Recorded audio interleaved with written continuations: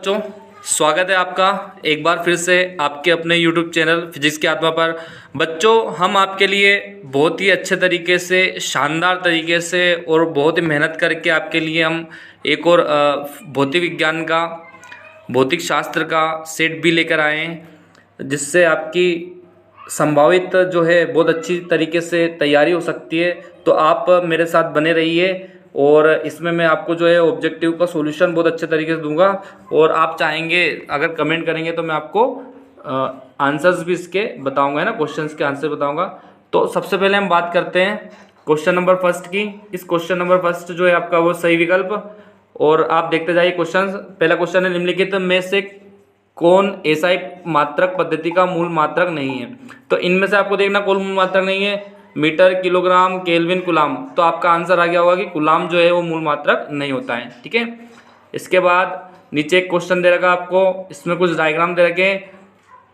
ये आपका नीचे प्रदर्शित चित्र में कौन सा ग्राफ एकविमीय गति को प्रदर्शित करता है। आपको एकविमीय गति बताना है इसमें। तो देखो, पहला वाला जो है वो समय के साथ जो है यहाँ पे विस्थापन दे रखा है। ठीक है, इसके बाद इसमें भी जो है आपको समय के साथ विस्थापन समय के साथ वेग दे रखा है। अगले में चाल दे रखी है समय के साथ, और इसमें कुल पथ की लंबाई दे रखी है। तो आपको एकविमीय गति बतानी है। तो देखो, एकविमीय गति में क्या होता है, जब वस्तु एक ही दिशा में गति करती है। तो इसका आंसर जो है आपका वो कौन सा हो जाएगा, तो इसका जो आंसर है वो आपका हो जाएगा आंसर सी वाला। ठीक है, इसमें जो वस्तु है सिर्फ एक ही दिशा में गति करती हुई दिखाई दे रही है। नेक्स्ट जो क्वेश्चन है आपका वो है क्वेश्चन नंबर थर्ड। क्वेश्चन है, यदि बल F बराबर 2 इकाई तथा विस्थापन D बराबर -3J इकाई हो तो कार्य होगा। तो आप इसमें लिख सकते हैं, आपको फॉर्मूला पता होगा, W बराबर F.D, है ना। कार्य बराबर बल गुणित विस्थापन का सूत्र आप लगाओगे, और दो अदिशों का जब हम गुणा करते हैं, तो दो अदिशों का जब गुणा हम कर देते हैं, तो I का गुणा जब हम I में करेंगे तो आपका जो आंसर आएगा वो आएगा 0, क्योंकि सॉरी इसमें I और J है, तो I का गुणा जब हम J में करेंगे तो 0 हो जाएगा। सिर्फ I का एक होता है और J का एक होता है और K का एक होता है, इसलिए आंसर हो जाएगा 0। अगले क्वेश्चन की बात करते हैं, किसी घर्षण रहित आनत तल के शीर्ष से एक गेंद को छोड़ा जाता है, गेंद की गति होगी। ठीक है, मतलब आपको क्या करना है, एक इंक्लाइन तल है, उस पर से आप शीर्ष से एक गेंद को छोड़ते तो उसकी गति किस प्रकार होगी। सर्पी होगी, लोटनिक होगी, प्रारंभ में सर्पी फिर लोटनी, और प्रारंभ में लोटनी फिर सर्पी। तो इसका राइट आंसर हो जाएगा सर्पी गति। क्या हो जाएगी, सर्पी गति। ठीक है, तो बच्चों आपको मैं आशा करता हूँ कि ये क्वेश्चन समझ में आया होगा। हम आपको बिल्कुल सटीक सॉल्यूशन यहाँ पे दे रहे हैं, है ना। आप कहीं पे भी इसको मिलाएंगे तो आपको बिल्कुल सटीक आंसर इसके मिलेंगे। इसके बाद नेक्स्ट क्वेश्चन है आपका, निम्नलिखित में से किसका घनत्व सर्वाधिक होता है। तो आपने बहुत बार पढ़ा होगा कि जो 4 डिग्री सेल्सियस है उस पर जल का घनत्व सर्वाधिक होता है। ठीक है, 4 डिग्री सेल्सियस पर जल का घनत्व सर्वाधिक होता है ना। घनत्व सर्वाधिक पूछा है तो इस कितनी डिग्री पर हो जाएगा, 4 डिग्री पर, है ना। इसके बाद हम बात करते हैं क्वेश्चन नंबर 5 की। सॉरी, क्वेश्चन नंबर 5 था, है ना ये। ठीक है, इसके बाद हम बात करते हैं क्वेश्चन नंबर 6 की।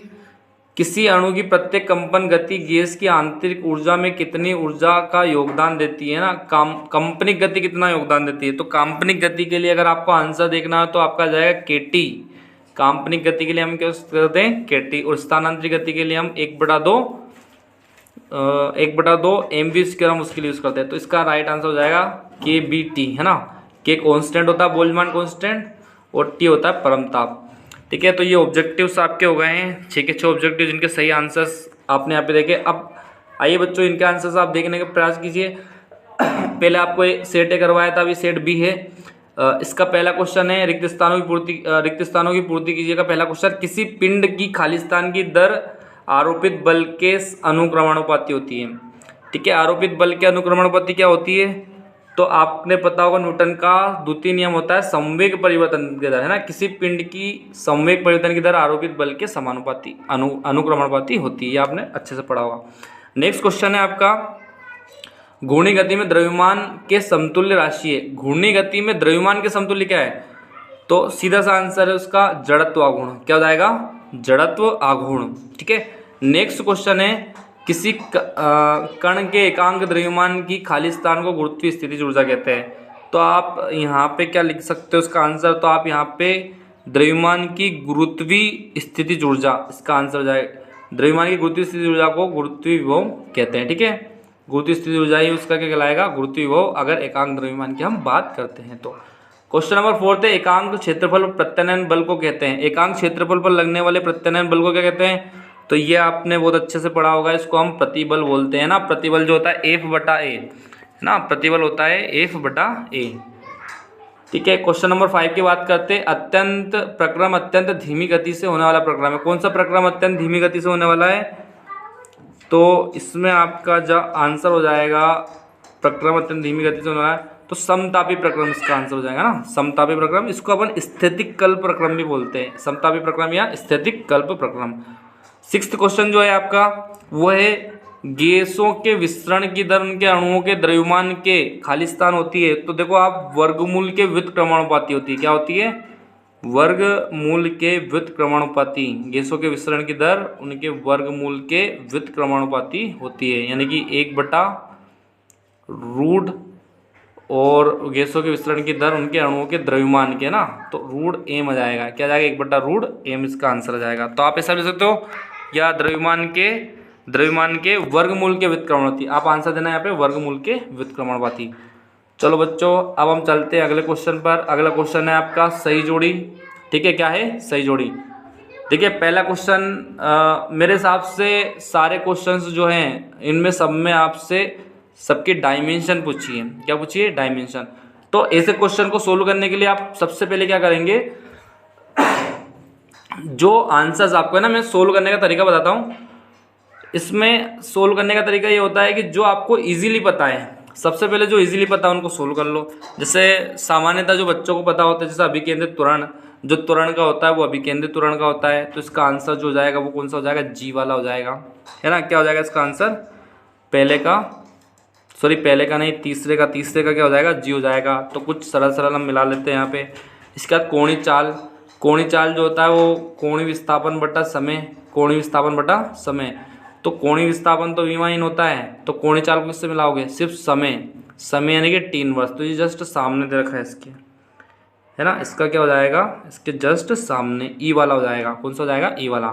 फिर सरल आवर्त गति में बल नियतांक, सरल आवर्त गति में बल नियतांक क्या होता है, तो F बराबर जाओ -kx लिखते हो, तो k का यहाँ पे पूछा, F/A यानी कि बल नियतांक, तो k बराबर F का तो हो जाएगा न्यूटन के mLt-2 और डिवाइड बाय हो जाएगा L, तो L से L कैंसिल, आपका mt-2 यानी कि आपका आंसर हो जाएगा डी वाला। ठीक है, 6th वाले को आप किससे मिलाओगे, डी वाले से। तो ये कुछ सरल से आपने मिला लिए। अब फिर कुछ डिफिकल्ट जो आपको लगते हैं, जैसे स्थिति सदिश। तो स्थिति सदिश की अगर हम बात करते हैं, आपका 4th वाला जो है वो है स्थिति सदिश। तो देखो स्थिति सदिश होता जो है वो एक तरह की दिशा ही होती है ना। क्या होती है, दिशा, या इसको स्थिति बोलते हैं, तो इसको एल से मिला लो। स्थिति को मिला दो, स्थिति या विस्थापन। स्थिति सदिश यानी कि स्थिति, विस्थापन या दूरी, इसको हम मिला देंगे एल से, है ना। एल पे निर्भर करता है। विस्थापन का मात्रक भी क्या होता है, मीटर होता है, तो मीटर के लिए हम एल विमी सूत्र यूज करते हैं। ठीक, अब आपके सिर्फ 2 बचे हुए हैं, लेकिन ऑप्शन आपके पास 4 बचे हुए हैं। ठीक है, ऑप्शन आपको 2 एक्स्ट्रा दे रखे इसमें। तो क्या करना है, अब आपको ये देखना है कि कौन विमाहीन है क्या कोई इसमें से। तो आपका बचा है एक तो तरंग संचरण नियतांक और एक बचा है कला नियतांक। ठीक है, तो तरंग संचरण नियतांक को जो है हम मिलाएंगे एल इनवर्स से। किससे मिलाएंगे, एल इनवर्स से। मैं इसका फॉर्मूला बता देता हूँ। तरंग संचरण नियतांक के बराबर होता है 2π/λ। ठीक है, तो 2π का तो कोई मात्रक नहीं होता, लेमडा का मात्रक होता है इनवर्स। क्या हो जाता है, इनवर्स। ठीक है, तो इस हिसाब से अगर हम बात करेंगे तो इसका जो आंसर आने वाला क्या हो जाएगा, वो के का होता है। एक बार और मैं बता देता हूँ, 2π/λ संचरण नियतांक बोलते हैं। 2π का कोई मात्रक होता नहीं है, लेमडा का मात्रक होता है मीटर यानी कि डिवाइड में, तो मीटर इनवर्स हो जाएगा, और मीटर इनवर्स के लिए हम एल इनवर्स यूज़ करेंगे। ठीक है, तो ये तरंग संचरण हो गया। बचा कला नियतांक। अब आपके पास ऑप्शन भी बहुत सारे बचे हुए हैं, तो कला नियतांक जो होता है वो आपका हो जाएगा mt-2। ठीक है, पहले के आपने मिला लिए 2, ये मिला लिए, बाकी आपका विमाहीन राशि बच जाएगा और बी वाला भी आपका बच जाएगा। ठीक है, तो आशा करता हूँ बच्चों आपको जोड़ी बहुत अच्छे समझ में आई होगी। अगर आपको समझ में नहीं आता है तो आप कमेंट करके बता सकते हैं कि सर हमको यहाँ पर समझ में नहीं आया, हम वहीं से उसका आंसर बताएंगे। अब देखो बहुत अच्छे अच्छे से क्वेश्चन यहाँ पे दे रखे हैं, है ना, एक वाक्य और एक शब्द में उत्तर दीजिए। देखो बच्चों ये पेपर जो है आपको इस टाइप के क्वेश्चन या इसी में से क्वेश्चन आ सकते हैं, इस टाइप के क्वेश्चन आ सकते हैं ना। बिल्कुल आप बने रहिए वीडियो में। देखिए अगला जो क्वेश्चन है आपका, संख्या 0.007 में कितने सार्थक अंक है। ठीक है, तो मैं यहाँ पे बता दूँ आपको, जब जीरो स्टार्टिंग से स्टार्ट होता है तो जो सबसे पहले नॉन जीरो होता है उतने सार्थक अंक होते हैं। इसमें सार्थक अंकों की संख्या केवल कितनी हो जाएगी, एक।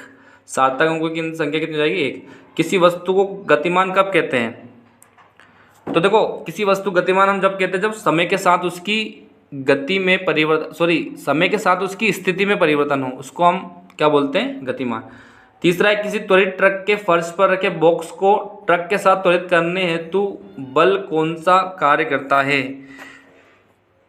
तो आप इसमें आंसर बताओगे कि ट्रक और फर्श एवं बक्से के मध्य, ट्रक, फर्श और बक्से के मध्य, इन तीनों के मध्य कौन कार्य करेगा, इनके मध्य कार्य करेगा घर्षण बल। कौन कार्य करेगा, घर्षण बल। तो आप इसमें ये लिखोगे कौन सा बल कार्य करता है, तो ट्रक, फर्श और बक्से के मध्य घर्षण बल कार्य करता है। क्वेश्चन नंबर 4 है आपका, 6 लिखा हुआ है लेकिन 4 है वो। एम द्रव्यमान की वस्तु v वेग से ऊर्ध्वाधर ऊपर की ओर गतिशील है, वस्तु पर आरोपित शान बल कितना होगा, है ना, या आरोपित बल उस पर कितना होगा। शायद क्वेश्चन यहाँ पे सही से छपा हुआ नहीं है, तो अगर इस पे स्थिति ऊर्जा हमसे पूछी जाएगी, है ना, क्या पूछी जाएगी आपसे, स्थिति ऊर्जा। चलो इस क्वेश्चन को रहने देते हैं अपन, क्योंकि क्वेश्चन पूरी तरीके से लिखा हुआ नहीं है तो इसका आंसर देना थोड़ा सा कठिन होगा। फिर बात करते हैं, है ना, क्वेश्चन कंप्लीट होता तो हम बिल्कुल इसका आंसर देते हैं, लेकिन पीछे ये नहीं बताया क्या पूछा गया उसमें। यदि आप अधिकतम 500 न्यूटन का बल लगाने में सक्षम हैं तो, अच्छा इसमें शक्ति पूछा था, है ना, ये थोड़ा सा दिख नहीं रहा था, आप इसको देख लेते हैं वापस से। इसमें शक्ति लिखा हुआ है ना, थोड़ा सा ऊपर करने पे आ गया ये। हाँ, एम द्रव्यमान की वस्तु v वेग से ऊर्ध्वाधर ऊपर की ओर गतिशील है तो वस्तु पर आरोपित शक्ति कितनी होगी। तो शक्ति हम बता देंगे ना, शक्ति जो होता है वो होता है आपका P बराबर W/T होता है। एक तो W को हम यहाँ पे क्या बोल सकते हैं, mg बोल सकते हैं। ठीक है, यानी कि कार्य, ठीक है, कार्य, तो कार्य बल गुणित विस्थापन, ठीक है, विस्थापन और बटे क्या हो जाएगा t, तो S/T को हम लिख देंगे v। तो आप भले इसका आंसर देख सकते हो mgv इसका आंसर हो जाएगा। क्या हो जाएगा इसका आंसर, mgv। ठीक है, शक्ति बराबर डायरेक्ट बोल सकते हो F इंटू v, तो F हो गया mg और v हो गया उसका वेग। ऐसे भी बता सकते हो F इक्वल शक्ति P बराबर होता है बल इंटू वेग, तो बल हो गया mg, F इंटू वी लिख दो, लेकिन m के फॉर्म में दे रखा है तो mgv लिख दो इसको। एक क्वेश्चन नंबर 6 है। देखो बच्चों क्वेश्चन नंबर जो है आपका 4th का आंसर था ये। अब 5th की बात करते हैं, और आपको किसी भी तरीके से इसमें और भी डाउट हो तो आप इसको, मैं इसका सॉल्यूशन आपको बहुत अच्छे तरीके से दे सकता हूँ, पर आशा करता हूँ कि आपको इसी में समझ में आ गया होगा। ठीक है, नेक्स्ट क्वेश्चन है आपका, यदि आप अधिकतम 500 न्यूटन का बल लगाने में सक्षम है तो किसी उत्तोलक की सहायता से 1000 किलोग्राम के पत्थर को उठाने के लिए उत्तोलक की प्रयास भुजा और भार भुजा का न्यूनतम अनुपात कितना होगा, है ना, प्रयास करने वाली भुजा और भार भुजा। तो देखो इसका जब आप सॉल्यूशन करोगे तो आपका इसका आंसर जो है वो लगभग आएगा 20:1। क्या आंसर आएगा इसका, 20:1। ठीक, इसके बाद हम नेक्स्ट क्वेश्चन की बात करते हैं। तो आपका जाता है सत्य सत्य, है ना, ये ऑब्जेक्टिव का आपका लास्ट क्वेश्चन है। स्कोर देख लेते हैं हम। तो इसमें पहला क्वेश्चन है, किसी पिंड को गतिशील बनाए रखने के लिए बाह्य बल की आवश्यकता, किसी पिंड को गतिशील बनाए रखने के लिए बाह्य बल की आवश्यकता होती है। तो पिंड को गतिशील बनाने के लिए बाह्य बल की आवश्यकता होती है क्या, तो इसका आंसर हो जाएगा असत्य, है ना, गतिशील बनाए रखने के लिए बाह्य बल की आवश्यकता नहीं होती। उस समय तो नेट बल क्या होता है, 0 होता है। ठीक है, उसको त्वरित करने के लिए बाह्य बल की आवश्यकता होती है, याद रखना। त्वरित करने के लिए बाह्य बल की आवश्यकता है, गतिशील बनाए रखने के लिए बाह्य बल की आवश्यकता नहीं है। जैसे सूर्य के चारों ओर पृथ्वी चक्कर लगाती है या पृथ्वी के चारों ओर कोई उपग्रह चक्कर लगाता है, तो उसको त्वरित करने के लिए बल की आवश्यकता है, वरना वो ऑटोमेटिक तो घूम ही रहा है। ठीक है, नेक्स्ट क्वेश्चन है सेकंड वाला, यदि किसी पिंड पर चाहे कोई भी आंतरिक एवं बाह्य बल क्यों ना लग रहा हो, निकाय की कुल, इसका भी हम आंसर देख लेते हैं, थोड़ा सा इसको देख लेते हैं। हाँ, कुल ऊर्जा लिखा हुआ है इसमें, संरक्षित रहती है। तो इसका आंसर क्या हो जाएगा? तो इसका आंसर आपका हो जाएगा असत्य। ठीक है, ऊर्जा संरक्षित नहीं रहती है, तो पहले और दूसरे का आंसर हो जाएगा असत्य असत्य। तीसरा है, यदि कोई कण किसी एक समान गोली खोल के भीतर है तो उस पर कण पर गुरुत्वीय बल शून्य होगा। तो इसका आंसर हो जाएगा आपका बिल्कुल सही, राइट आंसर है ये कि गुरुत्वीय बल क्या हो जाएगा? शून्य हो जाएगा। उसके बाद बात करते हैं फोर्थ वाला क्वेश्चन जो है, दाब एक अदिश राशि है, तो ये भी बिल्कुल सही है, दाब एक अदिश राशि ही है। दाब क्या है? अदिश राशि। तो पहला दूसरा गलत और तीसरा चौथा सही हो जाएगा। और पांचवें क्वेश्चन की बात करते हैं, काफी समय से फ्रिज में रखी लकड़ी एवं स्टील की चम्मच को उठाने पर स्टील की चम्मच लकड़ी की चम्मच से कम शीतल प्रतीत होती है ना। बहुत देर तक स्टील की चम्मच लकड़ी की चम्मच से कम शीतल प्रतीत होती है, तो ये हो जाएगा असत्य, क्योंकि ऐसा हो ही नहीं सकता। स्टील ही अपने को ज़्यादा ठंडा प्रतीत होगा, शीतल प्रतीत होगा। ठीक है, तो मैं आशा करता हूँ बच्चों कि आपको इसको ऑब्जेक्टिव का सॉल्यूशन समझ में आया होगा। इसके बाद इसमें इंपॉर्टेंट क्वेश्चंस भी आपको दे रखे हैं, मैं इनको एक बार रीड कर देता हूँ। जैसे 6 क्वेश्चन है आपका सेट बी का, विमीय विश्लेषण के कोई 4 अनुप्रयोग लिखिए, निम्नलिखित राशियों के विमीय सूत्र लिखिए, सर्पी घर्षण लोटनी घर्षण में अंतर, विराम का जड़त्व किसे कहते हैं, इसका एक उदाहरण दीजिए, प्रयोगशाला निर्देश फ्रेम में कोई नाभिक विराम अवस्था में यदि या नाभिक 2 छोटे नाभिकों में विघटित होता है तो दर्शाए कि उत्पाद विपरीत दिशा में गति करना चाहिए।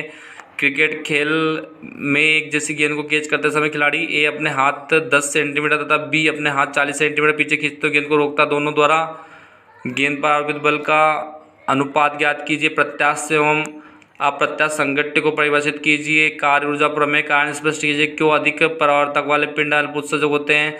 कारण स्पष्ट कीजिए, क्यों भाप के परिचालन पर आधारित तापन निकाय जल तप्त परिचालन आधारित निकायों की अपेक्षा भवनों को उष्ण बनाने में अधिक दक्ष होते हैं। कार्नो इंजन 100 डिग्री से 27 डिग्री के बीच कार्य करता है, इसकी दक्षता निकालनी है। हीटर 100 W की ऊर्जा प्रदान करता है ना। उसके बाद ऊर्जा का समविभाजन नियम लिखिए। किसी गैस के दाब की गणना का आधार क्या है, स्पष्ट कीजिए। आपको समतली सदिश दे रखे हैं, इसको है ना, इसके लिए ए व बी के लिए स्थापित करना है। a + b छोटा है या बराबर है a mod a + mod b के। प्रक्षेप्य गति किसे कहते हैं, इसका पथ परवलयाकार क्यों होता है। पृथ्वी के पृष्ठ पर वस्तु का भार 250 न्यूटन है, इसका घनत्व एक समान है, तो पृथ्वी के केंद्र की आधी दूरी पर इसका भार कितना होगा। सूर्य का द्रव्यमान का आकलन कीजिए, यदि सूर्य से पृथ्वी की दूरी 1.5 × 10⁸ किलोमीटर है। किसी तनित तार में संग्रहित प्रत्यास्थ ऊर्जा के लिए सूत्र स्थापित कीजिए। अपरोपण प्रतिबल किसे कहते हैं। तनित डोरी का अनुप्रस्थ तरंग की चाल के लिए सूत्र, ठीक है, सिद्ध कीजिए।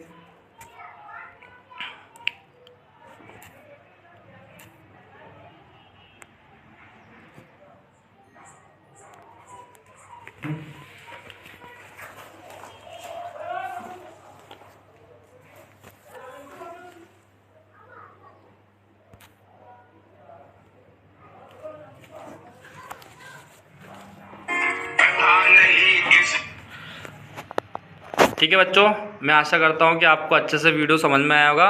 इस